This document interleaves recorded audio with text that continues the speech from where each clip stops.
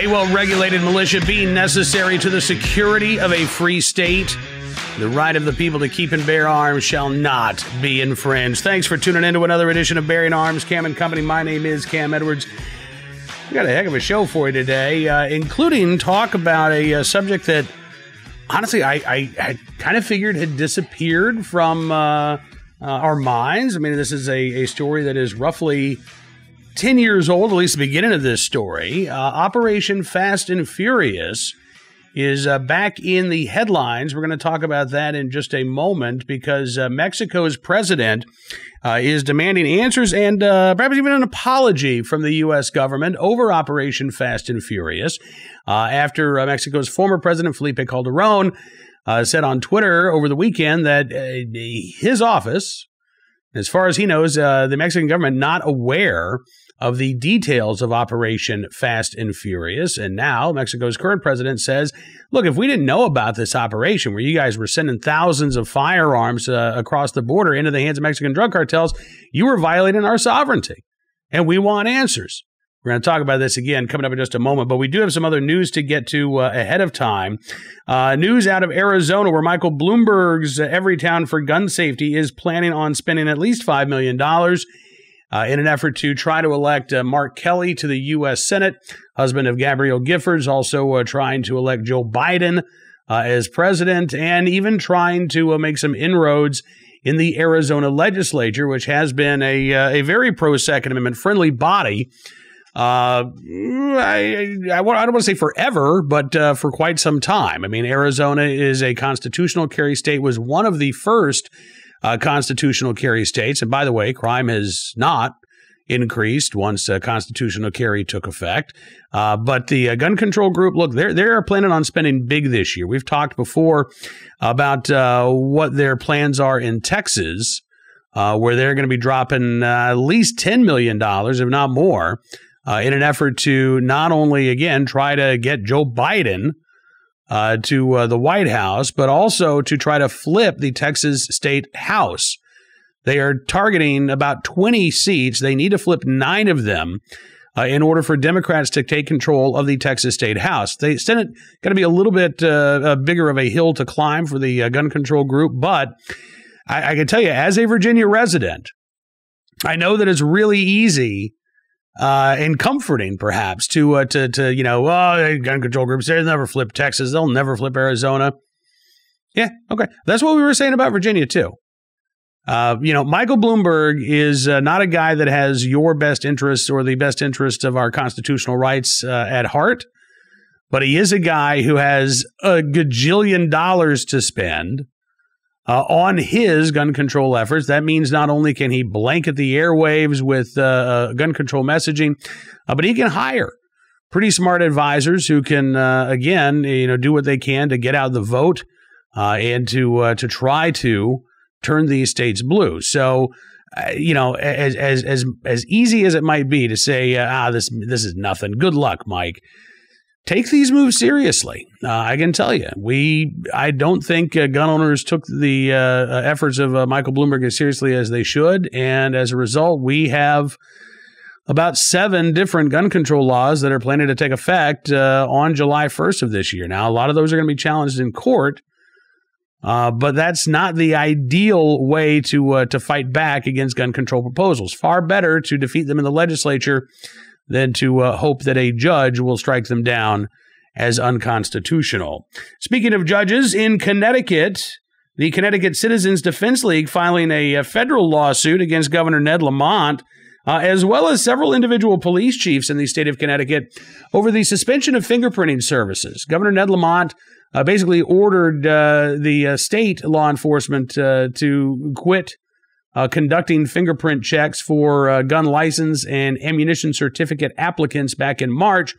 And a lot of other towns across the state of Connecticut have done the same. In fact, it may be that every community across the state of Connecticut has done the same. So the Connecticut Citizens Defense League filing a lawsuit in federal court on Monday, alleging that this suspension of fingerprinting has resulted in the deprivation of the Second Amendment rights of Connecticut residents who wish to acquire a firearm or ammunition. In the state of Connecticut, in order for you to legally possess a firearm, you have to have a license. Now, that license also serves as your license to carry in Connecticut. And a few years ago, Connecticut put in place an ammunition certificate as well, requiring individuals who wish to purchase ammunition to also be authorized by the state beforehand. If you now, before we go any further, I happen to think that these licensing laws are also unconstitutional, but that's not what is being challenged here in this lawsuit. Although they have been, unfortunately, courts have upheld the licensing laws there in Connecticut. So what the Connecticut Citizens Defense League is arguing is that, look, if we can't get fingerprinted, then none of these license applications can proceed. So there's no way for a Connecticut resident who is not currently a gun owner to become a gun owner at this point in time. We know anecdotally from gun stores across the country that they are seeing just a crush of first-time gun buyers. I mean, you talk to gun store owners, and it is not uncommon. I think when we talked with Lisa Mayo up in Michigan on last week's program, she just opened up Flashpoint Firearms in the Grand Rapids suburb of Comstock Park. She said about 80% of her customers aren't gun owners, at least when they walk in the door. 100% of them gun owners when they walk out, but 80% of them are not gun owners. We know that there are millions of Americans right now who have become gun owners for the very first time in their lives just over the past couple of months. And it stands to reason that that demand is just as high in Connecticut. But unfortunately, based on the suspension of these fingerprint processes, those individuals are denied their ability to legally and lawfully acquire a firearm for self-defense. And this is a very open-ended order by Governor Lamont. I mean, this was put in place back in late March. Here we are in mid-May, and these offices are still closed to applicants. So, you can argue, as the state will, that, well, the governor has broad powers to act in an emergency, and, this is not a permanent closure of these offices. We're not saying that people can never get a firearm. They can never acquire ammunition. In fact, people who already own a gun, they're good to go. People who already have an ammunition certificate, they're fine. This is only impacting a small subset of Connecticut residents. That'll be their argument. I don't know how successful they're going to be with that argument, honestly. I mean, a lot depends, again, on the judge that hears this case, but this is a complete deprivation of the right to keep and bear arms for those Connecticut residents who wish to acquire a firearm for the very first time. And they have no idea when this order by Governor Lamont is going to be lifted. They've already waited nearly 2 months. So how much longer do you have to wait before your right isn't just delayed, your right is being denied? We've seen in Virginia, we've seen in Massachusetts, and a couple of other jurisdictions, judges actually smack down these overarching stay-at-home orders that have restricted or infringed on the right to keep and bear arms. Other judges have gone the opposite way, upholding gun store closures in Los Angeles County. And we still have a number of lawsuits that are still waiting to be heard, including a lawsuit against several Bay Area counties and cities in California that have ordered gun stores closed. I just think that, again, based on the length of time that we're talking about, I mean, you go back and you look at Judge Woodlock's decision in Massachusetts opening up gun stores. And basically what he said was, look, the state hasn't shown that there's a fit here between the goals of this public health order, closing gun stores, and then the constitutional rights of Massachusetts residents to acquire a firearm. And he ordered those gun stores to be reopened. They did so on Saturday morning. Again, I think that there is a similar problem that exists for the state of Connecticut. Yes, in a state of emergency, the governor might have broad powers, but he does not have unlimited powers. He certainly does not have the power to gut the Bill of Rights or the U.S. Constitution, even in a state of emergency. Our rights still exist even in a state of emergency. And I don't think that there's a very good fit between telling every prospective gun owner, hey, you can't get fingerprinted right now, especially when there are other licenses that for which fingerprints are still being processed.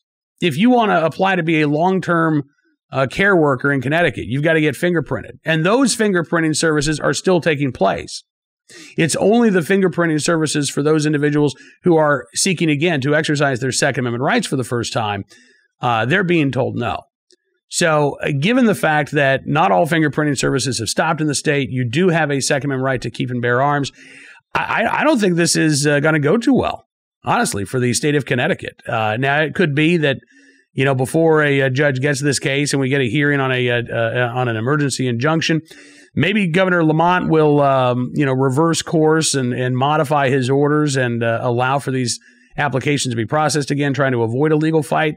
I don't know, but I don't see this going too well for the Connecticut governor if this case gets to court. All right, now back to our top story, the Operation Fast and Furious scandal, which is rearing its head once again, as, again, the Mexican government asking for answers about whether or not anybody in the Mexican government was informed about this operation before it took place. Mexico's foreign minister, Marcelo Ebrard, actually cited former Attorney General Eric Holder by name in a note to the U.S. Embassy requesting answers about Operation Fast and Furious, wanting to know what did you tell us back then? Because we can't find anybody that says you told us anything specific about Operation Fast and Furious. According to Reuters, representatives for Holder did not immediately reply to a request for comment, nor to the U.S. Embassy in Mexico City. Reuters says it was the first time that Ebrard or President Andrés Manuel López Obrador had made direct reference by name to a key U.S. figure connected to the program since the issue resurfaced in Mexico a week ago. They say the current Mexican government has zeroed in on the program to highlight possible corruption under previous Mexican administrations amid a debate over how much they knew about the U.S. operation. There's also, it's not just about the corruption, by the way. López Obrador is accusing former President Felipe Calderón of the wrong tactics in fighting drug cartels.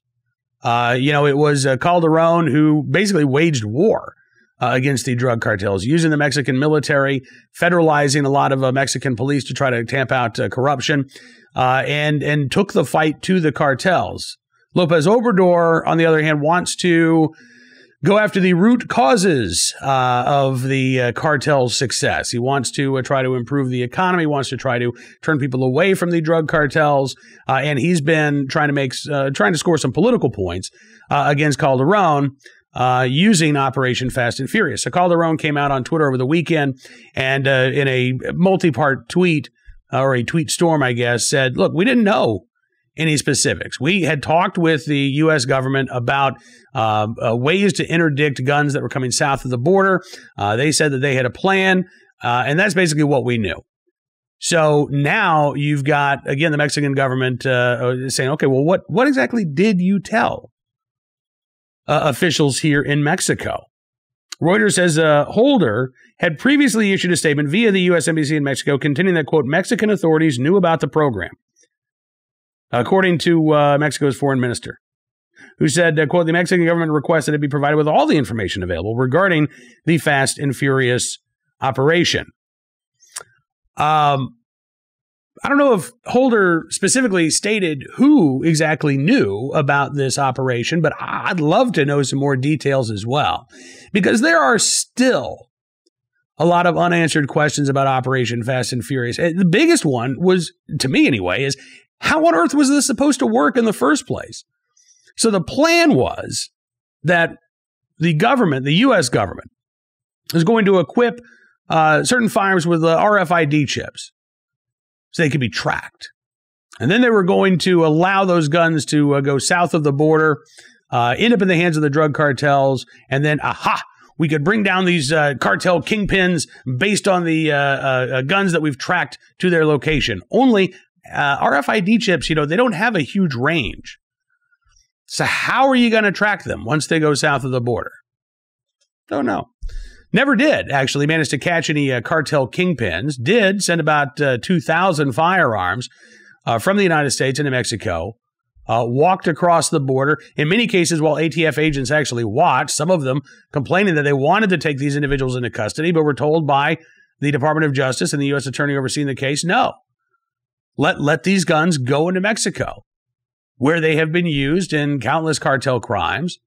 Some individuals were arrested and charged with gun trafficking. But again, no cartel leaders were actually arrested. And this entire program came to light after the death of Border Patrol agent Brian Terry in December of 2010. Apparently, nobody had known about this operation, at least outside of those conducting this operation, until Brian Terry's death. And after Brian Terry's death, that's when it started to go sour. And that's when the DOJ decided, okay, you know what, we better start arresting people. We better start making some prosecutions here to make it look like, you know, this program actually did something. So I think there are real unanswered questions about Operation Fast and Furious to this day. I know that the Obama administration alumni proclaimed that this was a scandal-free administration, but it absolutely was not.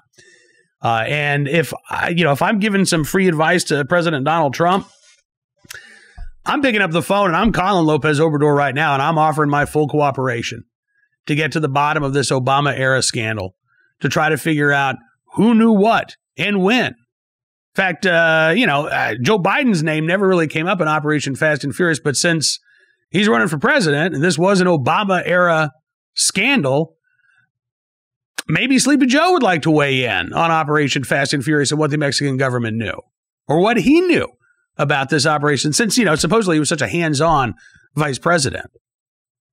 This is a legitimate scandal. It was from the get-go, despite the downplaying of Operation Fast and Furious by people like Attorney General Eric Holder. I think that it is the right thing to do from a moral perspective. I think it's the right thing to do from a political perspective for President Trump to, again, offer full cooperation with the Mexican government to try to get to the bottom of what the Obama administration knew, who they talked to, if anyone, in the Mexican government about Operation Fast and Furious, and what they actually told them. Did they deceive the Mexican government about Operation Fast and Furious in any way? Did they only reveal partial details about the operation? Again, there are some answers that we don't have yet, and it would be, I think, a very wise thing for the Trump administration to help both the Mexican government and the American people answer those unanswered questions. All right, let's get to today's armed citizen story, our good deed of the day, our recidivist report as well. We'll start there. Syracuse, New York. 2 shot at a train and bus station in Syracuse. 1 man arrested, a man from Massachusetts, well known to law enforcement. According to local news outlets in Massachusetts, 31-year-old man, Andrew Booker of Wareham, Mass., now facing charges of 2 counts of attempted murder, as well as criminal possession of a weapon. He has a lengthy criminal history. He was charged after a security guard and a bus passenger were shot at Syracuse's train and bus station early Sunday morning, about 2 o'clock in the morning. Deputies say both victims taken to Upstate University Hospital with non-life-threatening injuries. Now, Booker, back in 2013, was found with 16 bags of crack cocaine and a illegally possessed firearm.